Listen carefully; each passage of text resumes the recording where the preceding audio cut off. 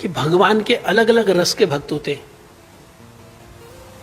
शांत रस के भक्त होते हैं, जैसे कृष्ण लीला में गाय हैं, बछड़े हैं, वृक्ष हैं, लताएं हैं, घास पात है, धाम की फसलें हैं, ये सब शांत रस के भक्त होते हैं। शांत रस का भक्त मतलब वो हर भगवान की सेवा के लिए समर्पित है, लेकिन वो खुद सेवा करने के लिए नहीं जाता है। जैसे फूल है, वो अपने को खिला के रखेगा, कृष्ण अगर तोड़ ले, कृष्ण भक्त उसको तोड़ ले, वो मतलब तैयार रहेगा सेवा के लिए।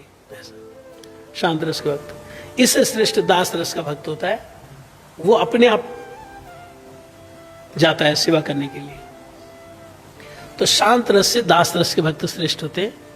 जैसे हनुमान जी दास रस के भक्त हैं, कृष्ण लीला में माता यशोदा की अंडर में काम करते हैं। चित्रक पत्रक हमारे जो मठ की, जो चैतन्य गौड़ी मठ की जो प्रणाली, उसमें चित्रक पत्रक है। जैसे कोई दास रस का भक्त हो तो उसको चित्रक पत्रक के अनुगत्य में देते हैं, वो भगवान की तेल मालिश वगैरह करते हैं। दास रस से सख्य रस श्रेष्ठ होता है, सखा भाव। हमारे मठ के शिष्य अगर कभी सिद्ध हो जाएंगे, अगर वो सख्य रस में जाएंगे तो उनको सुबल सखा के अनुगत्य में दे देते हैं। सुबल सखा के अनुगत्य में सखा बन जाता है। सख्य रस श्रेष्ठ है। सख्य रस से वात्सल्य रस श्रेष्ठ है। नंद महाराज, यशोदा जी, रामलीला में कौशल्या, दशरथ जी, महाप्रभु लीला में जगन्नाथ मिश्र, सची माता, ऐसे। वात्सल्य रस से भी श्रेष्ठ है मधुर रस। मधुर रस में स्वकीय भाव, परकीय भाव।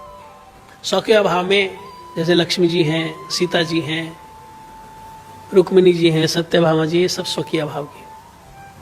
पारकीय भाव में,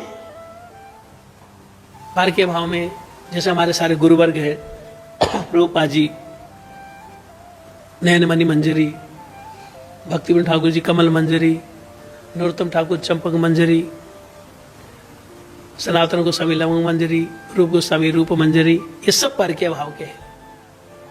मंजरों से श्रेष्ठ गोपियां होती हैं। गोपियों में भी जो श्रेष्ठ गोपियां होती हैं, वो मुख्य 108 गोपियां होती हैं। उनसे ऊपर और कोई नहीं होता, उनसे ऊपर तो फिर राधा कृष्ण ही होते हैं। तो जितने भी सेवक होते हैं उनमें मधुर रस सर्वश्रेष्ठ होता है, और मधुर रस में भी जो 108 गोपियां हैं वो सर्वश्रेष्ठ हैं।